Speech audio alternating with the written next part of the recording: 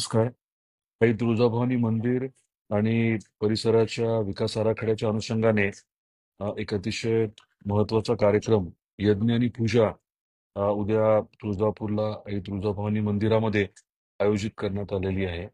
जीर्णोद्धाराचं काम सुरू झाले आपल्याला कल्पना आहे आणि आपला 1800 कोटीचा विकास आराखडा त्याचं काम देखील आता सुरू होत आहे. तर त्याच्या अनुषंगाने पूजा करणं, यज्ञ करणं हे अभिप्रेत होतं.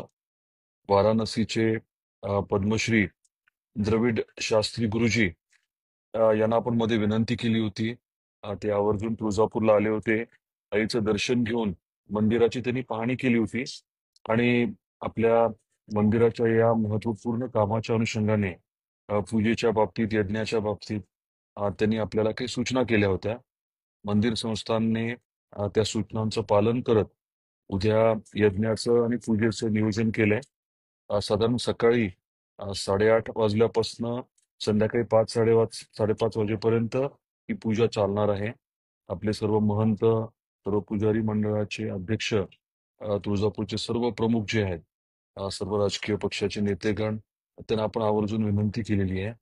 इतरांनाही विनंती केलेली आहे आणि खास आपल्याला विनंती करतोय, आपण देखील आवर्जून या पूजेसाठी उपस्थित राहावं. जसं आपल्याला शक्य होईल. पूर्णाहुती संध्याकाळी साधारण 5च्या सुमारास असेल, तेव्हा आपण उपस्थित राहू शकला तर खूप चांगलं होईल. काही वैयक्तिक अडचणीमुळे मी काही उद्या उपस्थित राहू शकणार नाही. परंतु आपण सर्व आहात म्हणजे मी आहे, असं मी समजतो. अतिशय महत्वाचा हा टप्पा आहे. कारण पूजा धर्मशास्त्राच्या प्रमाणे होणं, यज्ञ होणं हे अपेक्षितच असतं आणि सर्व या विषयाचे तज्ज्ञ आहेत, यांच्याशी चर्चा करून हे नियोजन करण्यात आलेलं आहे. तरी आपल्या सर्वांना विनंती आहे की उद्या 16 तारखेला सोमवारी सकाळी साधारण 8:30 वाजेपर्यंत आपण आवर्जून तिथे यावं. तेव्हा 8:30 पर्यंत नाही जमलं तर दिवसभरात आणि खास करून पूर्णाहुती जेव्हा आहे संध्याकाळी 5-5:30च्या दरम्यान, तेव्हा मात्र आपण शक्यतो उपस्थित राहा, अशी आपल्या सर्वांना विनंती करतो. जय भवानी.